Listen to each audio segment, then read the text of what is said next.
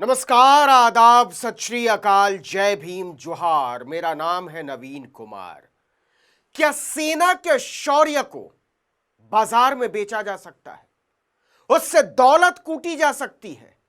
सेना के शौर्य और पराक्रम की कहानी पर कोई कंपनी, कोई संस्था, कोई व्यक्ति अपना मालिकाना हक मांग सकता है?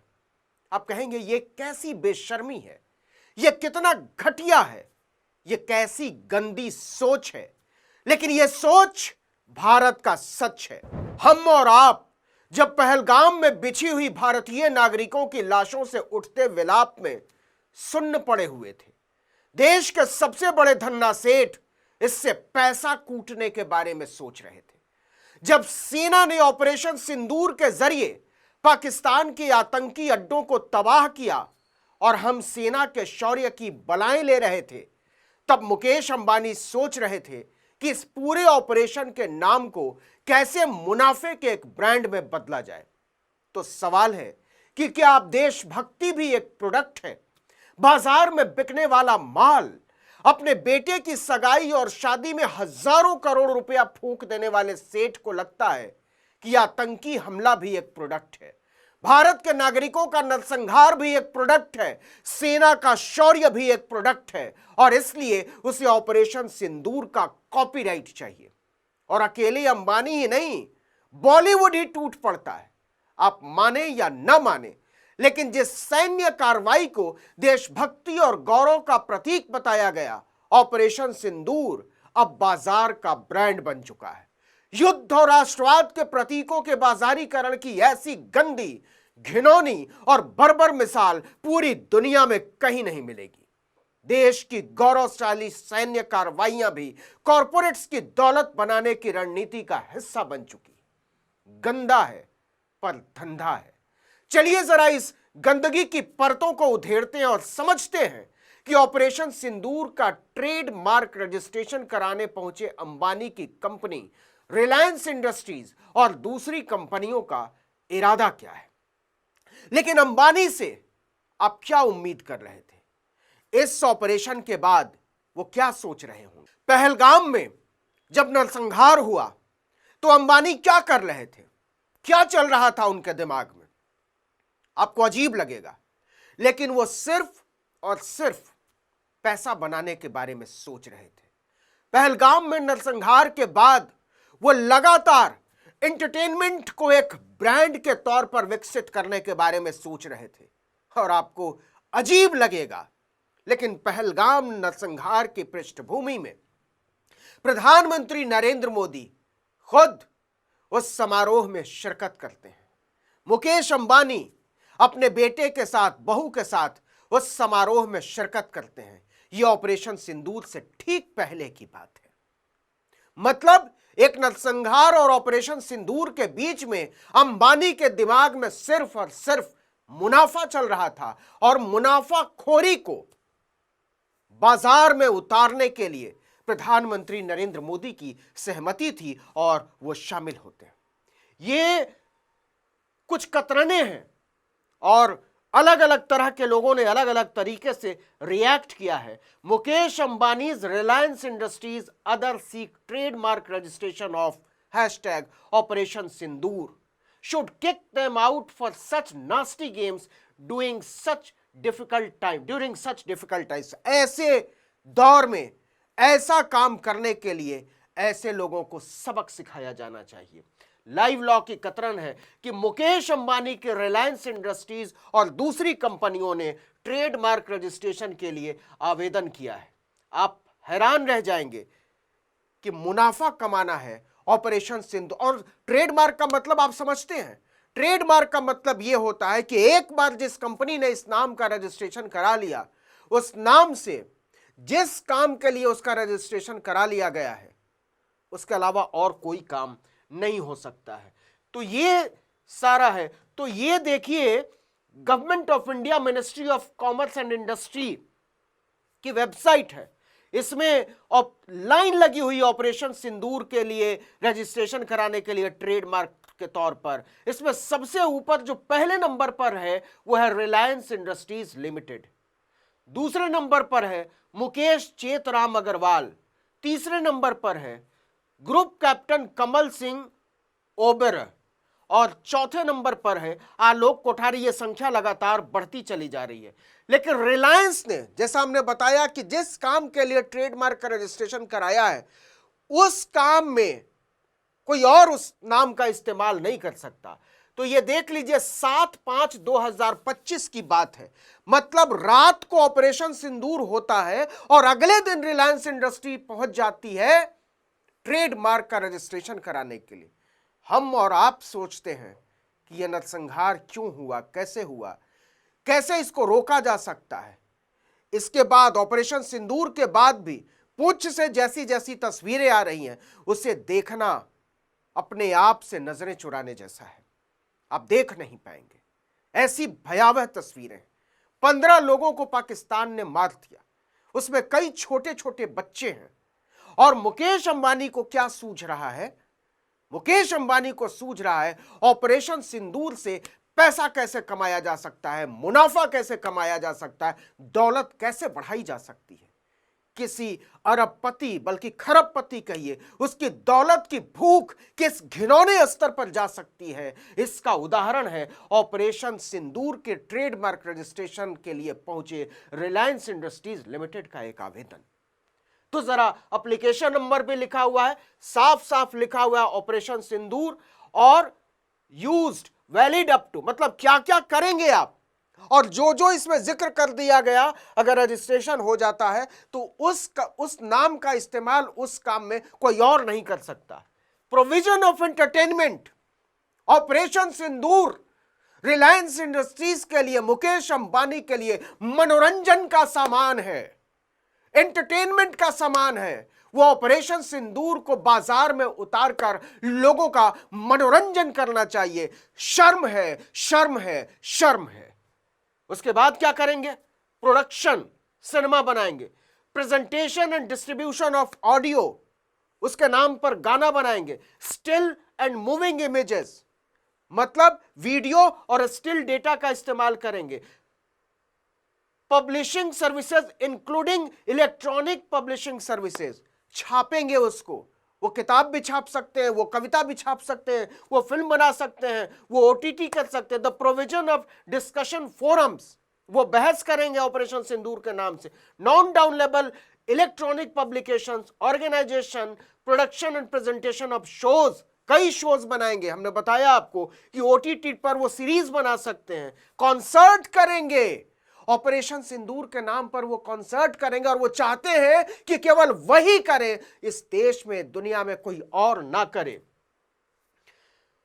Language teaching, exhibitions and events, operation Sindoor Reliance industries के लिए इवेंट का सामान है, एंटरटेनमेंट का सामान है। वो बाजार में इसे बेचना चाहते हैं। Provision of information and advisory services relating to any of the aforesaid services. लेकिन ये तो सेना का पराक्रम है ना, इसमें रिलायंस इंडस्ट्रीज ने तो एक तिनके का योगदान नहीं दिया है, कुछ नहीं किया है। लेकिन मुनाफा रिलायंस इंडस्ट्रीज और मुकेश अंबानी को लगता है कि सिर्फ हम कूटे। यह हालत है भारत के अरबपतियों और खरबपतियों की। और अरबपतियों खरबपतियों नहीं, भारत के सबसे बड़े खरबपति, सबसे बड़े धन्ना सेठ की मानसिक हालत यह है कि वो ऑपरेशन सिंदूर को एंटरटेनमेंट का सामान समझता है, कॉन्सर्ट का सामान समझता है, ओटीटी सीरीज का सामान समझता है, फिल्म का सामान समझता है, मनोरंजन का सामान समझता है। और वो चाहता है कि ऑपरेशन सिंदूर एक ट्रेडमार्क की तरह उसके नाम से रजिस्टर हो और इन सब कामों में कोई और ऑपरेशन सिंदूर का नाम न ले।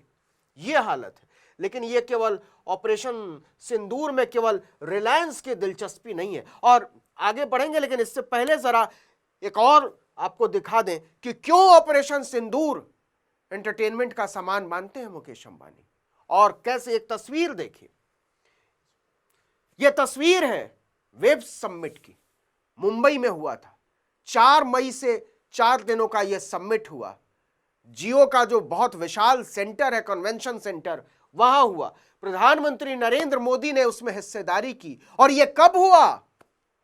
यह पहलगाम नरसंहार के बाद हुआ।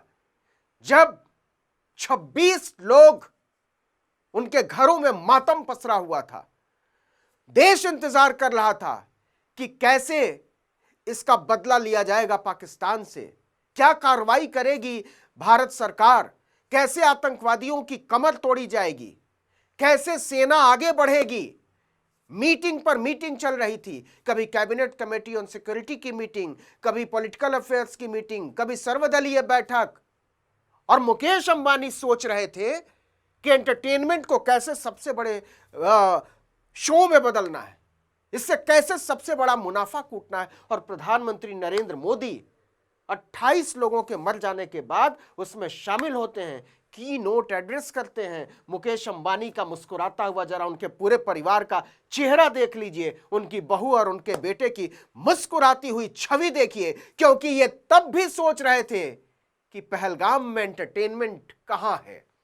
और उसके बाद ऑपरेशन सिंदूर के बाद सोच रहे हैं कि सेना के पराक्रम में एंटरटेनमेंट कहां है। तो इन्हें नरसंहार में भी एंटरटेनमेंट दिखाई दे रहा है, मनोरंजन दिखाई दे रहा है, आतंकवाद में भी मनोरंजन दिखाई दे रहा है, सेना के शौर्य और पराक्रम में भी मनोरंजन दिखाई दे रहा है। इन्हें भारत के नागरिकों की रुकी हुई सांसों में भी ड्रिल चल रही है पूरे देश में, उसमें भी मनोरंजन दिखाई दे रहा है। उसके बाद जो पुछ में हुआ है उसमें भी इनको मनोरंजन दिखाई दे रहा होगा, क्योंकि जब बात होगी तो जाहिर सी बात है कि ऑपरेशन सिंदूर के आगे और पीछे भी बात होगी। यह हालत है। पूरा बॉलीवुड एक बड़ा हिस्सा टूट पड़ा कि ऑपरेशन, ये देख लीजिए हेडलाइन, जोश उत्साह, इसको जोश और उत्साह कहा जा रहा है। टी सीरीज जैसे बैनरों ने टाइटल रजिस्टर कराया ऑपरेशन सिंदूर के नाम से।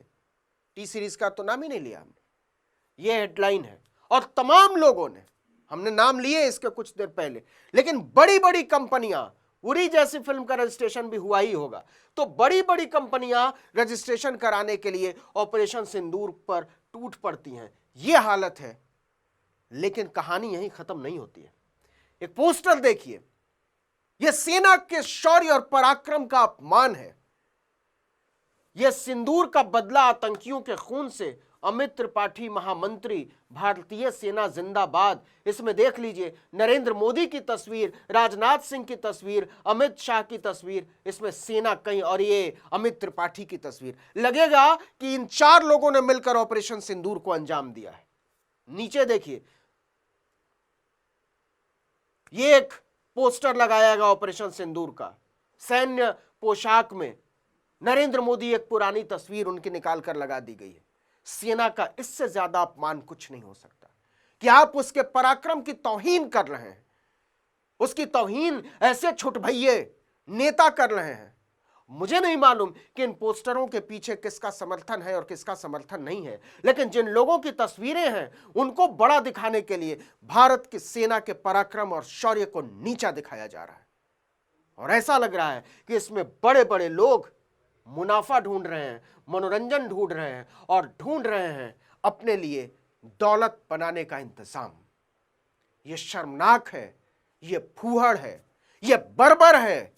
यह भारत की सेना, उसके शौर्य, उसके पराक्रम की तौहीन है। यह भारत के हर नागरिक के नागरिकता के बोध की तौहीन है।